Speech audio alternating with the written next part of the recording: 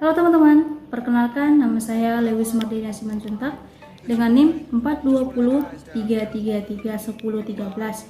Saya berkuliah di Universitas Negeri Medan, Fakultas Matematika dan Ilmu Pengetahuan Alam, Prodi Pendidikan Kimia, kelas PSPK 20E. Di sini saya akan membahas tentang pencemaran di lingkungan, terutama di darat.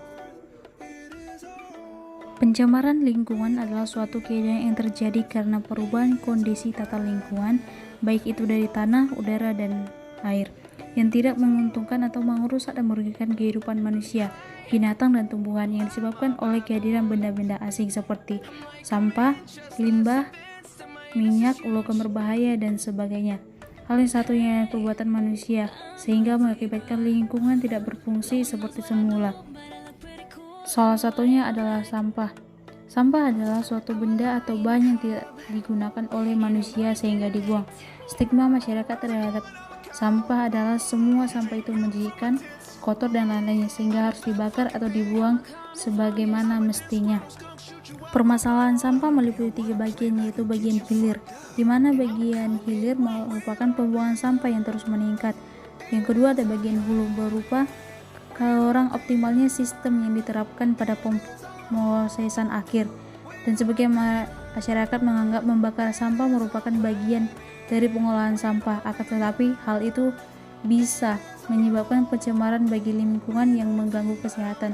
Sikap seperti ini ada kemungkinan dipengaruhi oleh pengetahuan dan kematangan usia. Dampak sampah bagi kesehatan masyarakat.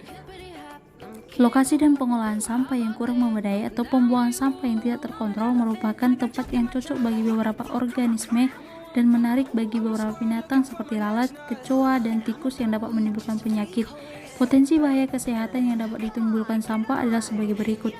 Yang pertama, penyakit diare.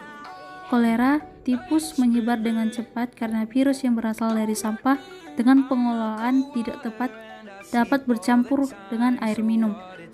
Penyakit demam berdarah juga dapat meningkat cepat di daerah yang pengelolaan sampahnya kurang memadai. Yang kedua ada penyakit jamur yang dapat menyebar.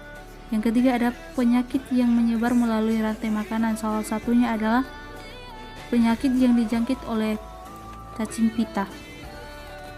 Adapun dampak sampah terhadap lingkungan, yang pertama itu terhadap dampak ekosistem perairan. Sampah yang dibuang sembarangan ke berbagai tempat yang dibedakan menjadi dua, yaitu sampah organik dan anorganik. Pada suatu sisi, sampah organik ini juga dianggap dapat mengurangi kadar oksigen ke dalam lingkungan perairan. Sampah anorganik dapat juga mengurangi sinar matahari yang memasuki ke dalam lingkungan perairan, sehingga mengakibatkan proses esensial dalam ekosistem seperti fotosintesis akan menjadi terganggu. Rembesan cairan yang masuk dalam drainase atau sungai akan tercemari. Berbagai makhluk hidup seperti ikan dipastikan akan mati, sehingga beberapa spesies ikan akan musnah sehingga akan mengubah kondisi ekosistem perairan secara biologis. Penguraian sampah yang secara langsung ke dalam air atau sungai akan tercipta asam organik dan gas cair organik, seperti misalnya metana. Selain menimbulkan gas yang berbau, gas ini dapat dengan konsentrasi yang tinggi akan menimbulkan peledakan. Sampah juga berdampak terhadap ekosistem daratan. Sampah yang dibuang secara langsung dalam ekosistem daratan akan mengandung organisme tertentu, menimbulkan perkembangan biakan seperti tikus, kecoa, lalat, dan sebagainya. Pengembangan serangga atau hewan yang meningkat tajam. Ada beberapa prinsip-prinsip produksi bersih atau prinsip-prinsip yang juga bisa diterapkan dalam keseharian, misalnya dengan menerapkan prinsip 4R, yaitu yang pertama, reduce atau mengurangi. Sebisa mungkin lakukan minimalisasi barang atau material yang kita pergunakan. Semakin banyak kita menggunakan material, semakin banyak sampah yang dihasilkan. Yang kedua ada reuse atau memakai kembali. Sebisa mungkin pilihlah barang-barang yang bisa dipakai kembali. Hindari pemakaian barang-barang yang disposable atau sekali pakai langsung buang.